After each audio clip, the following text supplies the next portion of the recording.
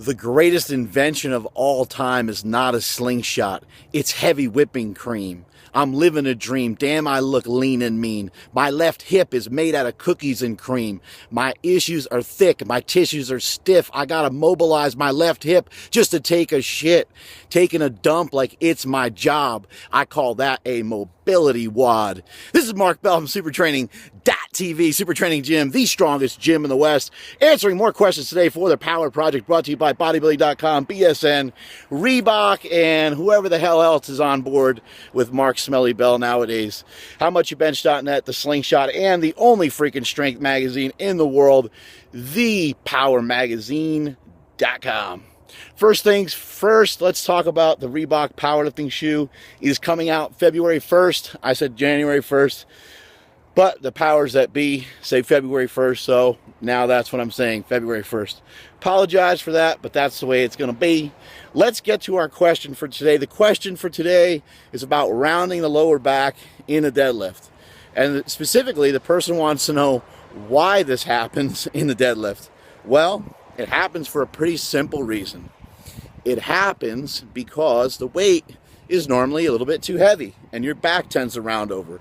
You go to lift the weight, back can't handle it, therefore it rounds, and rather than staying flat, you get a little bit out of position, and voila, your back is rounded.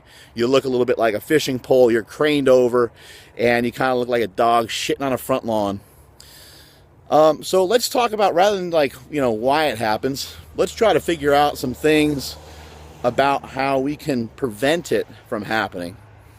The first thing, the most important thing, is to understand that rounding and severe rounding happen when you are either A, going too heavy, or B, you have done too many reps, you're too fatigued, you're going for 6, 7, 8 reps, and you probably should have stopped at 3 or 4. Having said that, is having a rounded lower back bad when you deadlift? Not necessarily. Is it risky? Of course it is. And it could be very risky, and it could be costly, and it could put you back a few weeks, and in some cases even a few months, and in some cases even worse than that. But that doesn't typically just happen from rounding over a couple times in a deadlift. That typically happens from life. That typically happens from standing wrong, from sitting wrong, from being on the interwebs wrong, from eating wrong, and so on and so forth. So it's not always just a round, people say, oh, he's rounded lower back, he's going to die. He's going to go to hell. He's going to go to jail. You're not going to die, go to hell, go to jail, just for having your lower back rounded. So how do we prevent this from happening? One of the best ways to prevent this from happening is to select weights that are a little bit more in your wheelhouse. Select weights that you can manage a little bit better. Remember the old saying, just because you can doesn't mean you should. Just because you can lift a weight, just because you think you can lift a weight, doesn't always mean you should go for the gusto. You don't want to go heavy every single week. You don't want to go all out every single week. The great Ed Cohn was on my podcast, Powercast, Mark Bell's Powercast. And when he was on there, he said that he never maxed out in the gym. Never maxed out.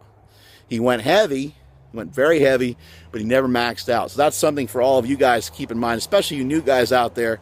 I know you're probably taking it a step too far, and I appreciate the enthusiasm. I love it, actually. And I never want to coach that out of anybody, but be careful. Be careful when you're selecting your weights. So from a form perspective, let's make sure that you put a belt on. Let's talk about how you put a belt on and when. I would say throw a belt on at about 80% of your max, maybe 70%, depending on how you feel. If you're hurting for certain, then throw it on even earlier than that. But if you feel okay, it's fine to go up to about 80%. Hit that 80% for a double or triple or whatever it is that you want to do it for, and then throw on the belt from there. And you can continue to challenge yourself beltless here and there as well. And as you get stronger and as you become more experienced, you can go no belt at all here and there.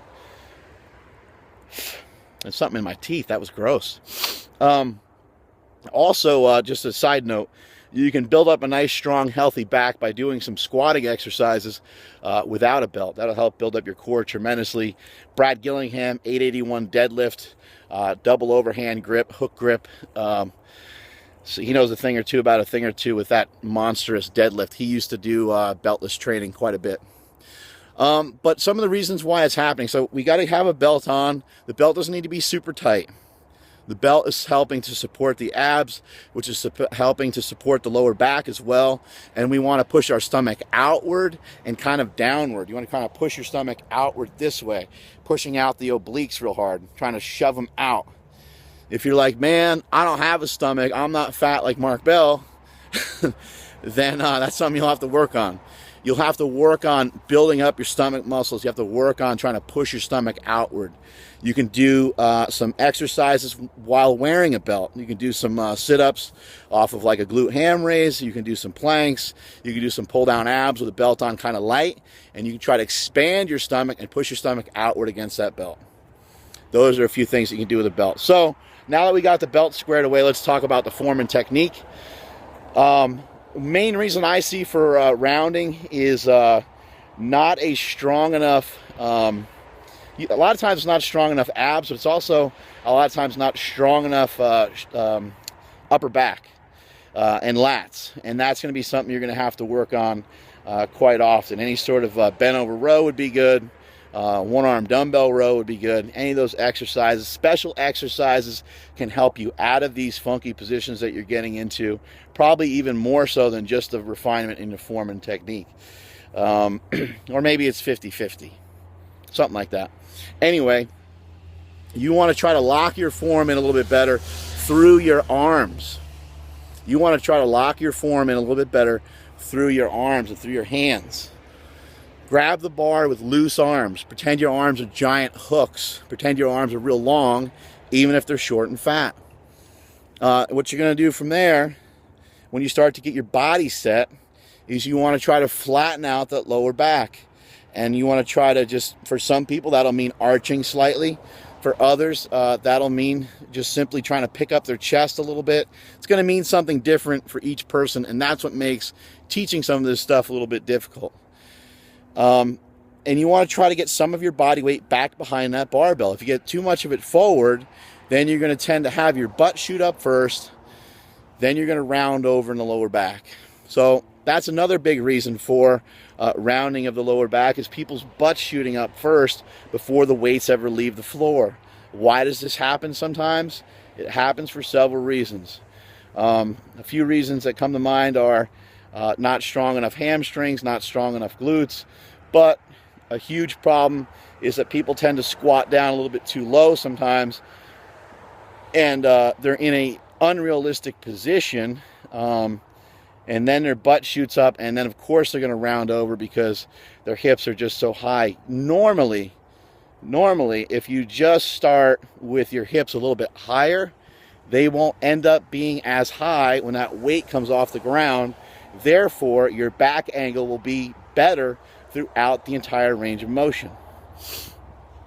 Now, keep in mind, there are some great deadlifters out there that deadlift with a rounded back. There's some guys that are proponents of a rounded back deadlift.